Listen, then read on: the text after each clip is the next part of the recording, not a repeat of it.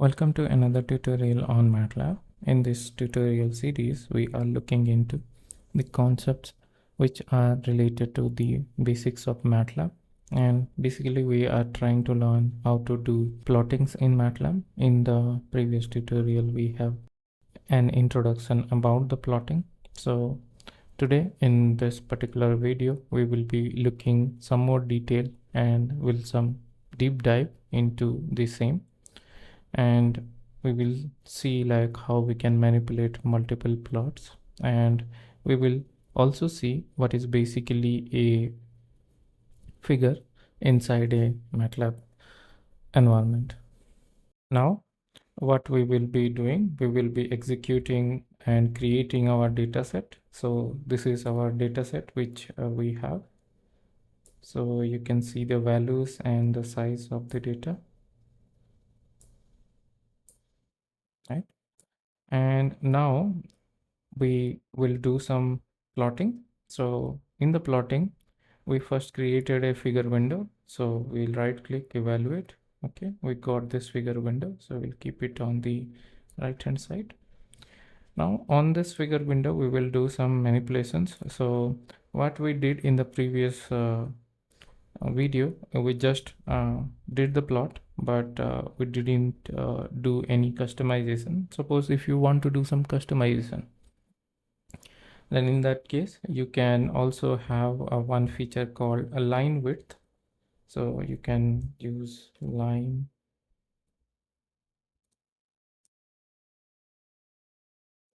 width, and you can use maybe 2 millimeter as the, yeah. So let's evaluate this. So you can see we are now getting a thicker line. So suppose if I just do this increase in the line width, then you can see the width got increased. Just right click, evaluate. You can see the thickness of the line is getting increased. So that is how you can plot any thickness of the line, whichever the data that you have. Now same thing if we apply to this one.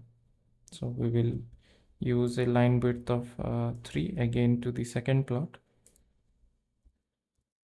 Okay, and if I just run this complete section now, then you will get a good plot. So this is the plot that we got by executing all these lines. So explanation for these already given in the previous video. In case you have not seen that, please have a look into the same.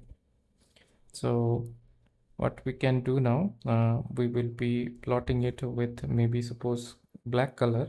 So this you need to put inside quotes. Then if you just execute these two lines, then you will get a figure in the black line, right? And suppose I want to do the uh, manipulation in the second plot as green line. So I will be using G in place of that. And if I just do this, then I'm getting the desired line that I created. So here you can see I'm able to control the thickness of the line, as well as I am able to produce different colors for the line. So for different colors, we do have different color codings. So for K, it is like black, and for M, it will be magenta. So if you see this, then it will be magenta.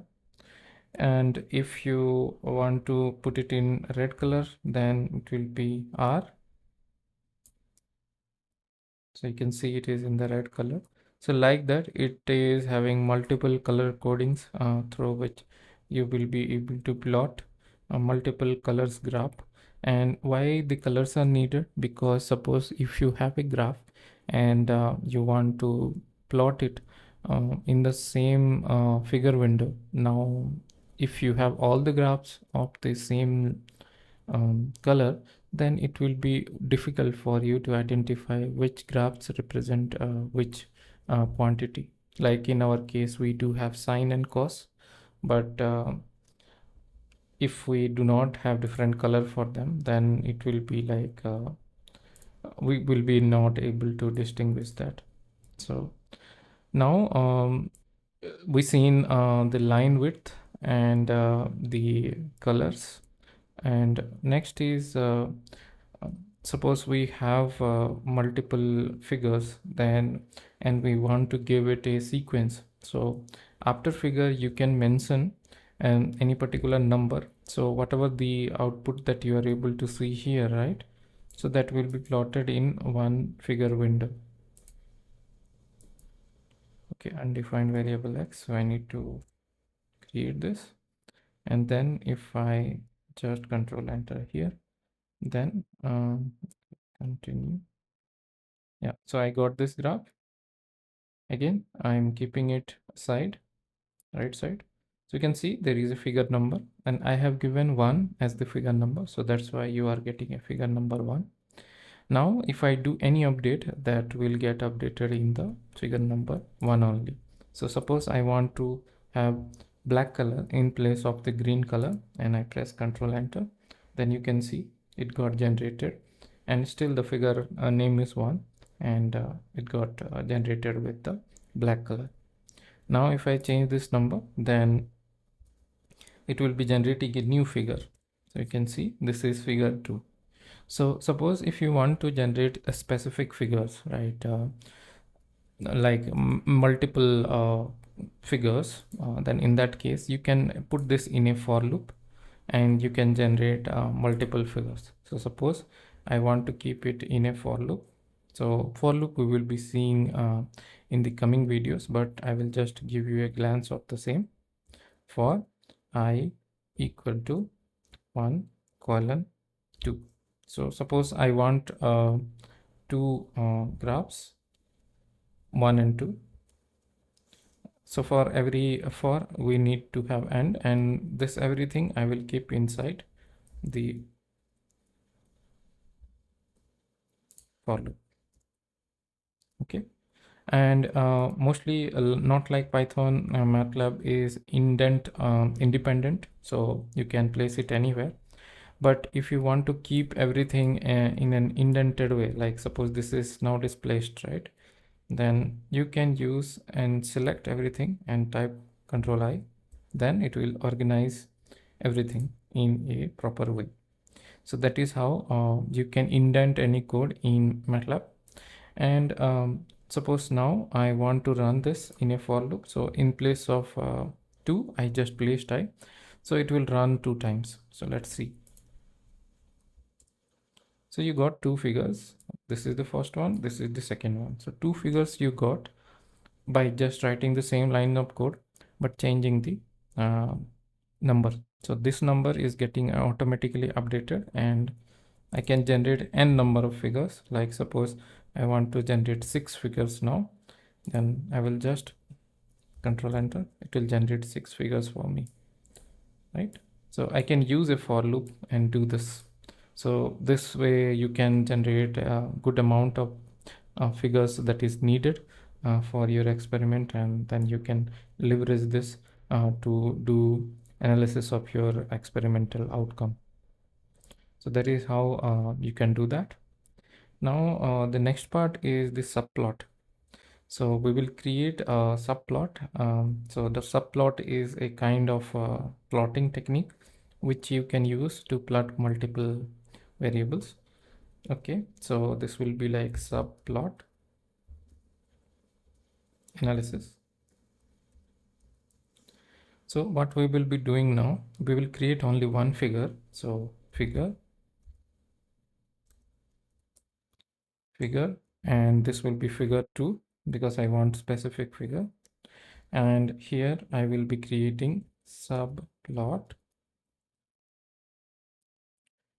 1. Okay, so let's create a 2 cross 2 subplot. So 2 comma 2, and then first one.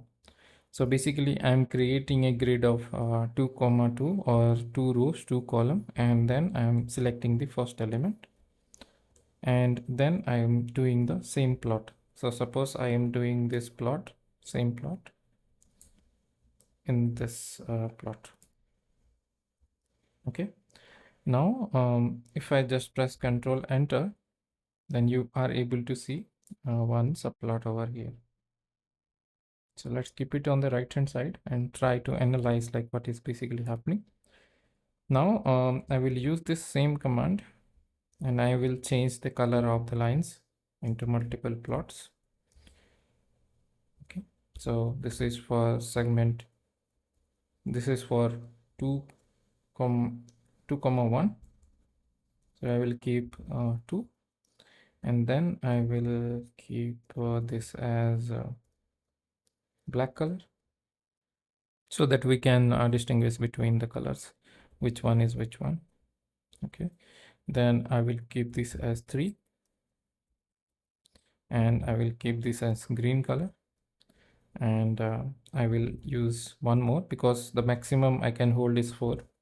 So in this case I can hold 4 graphs, and this will be right maybe magenta. Okay, so now what will happen, it will try to plot one by one subplot inside this main figure. So you can see, right click, select the area, right click, evaluate. You got the second plot, which is in the black color, which we specified over here. Now suppose I want to plot it in the next, which is this one. This is the third one, this is the first, this is the second, this will be the third, and this will be the fourth one. Sequentially it will take rows and columns. And now if I evaluate, I got the plot here, and last one also I got the plot here. Okay, so this is the plot that got updated. Now suppose I want to give title. Let's evaluate this. So you got this x-axis as the title. Now suppose I want to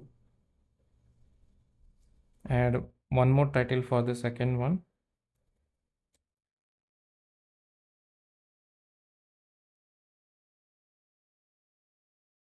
And then it will be like, suppose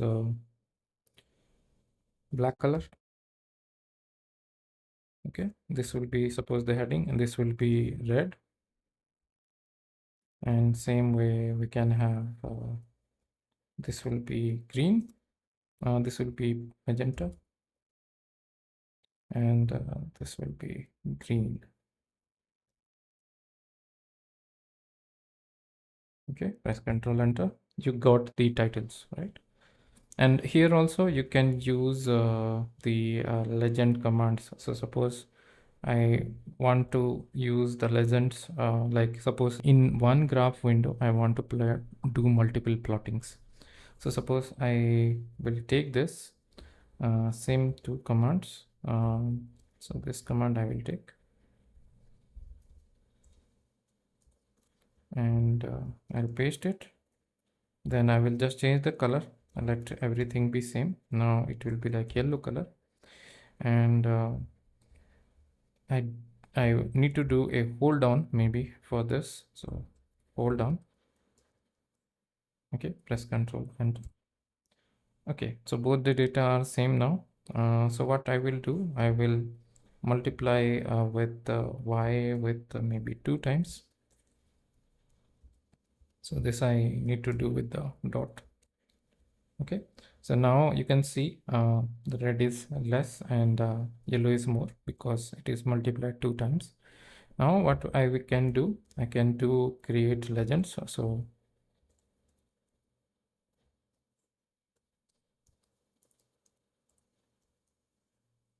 legend, then the first one is red and the second one is yellow.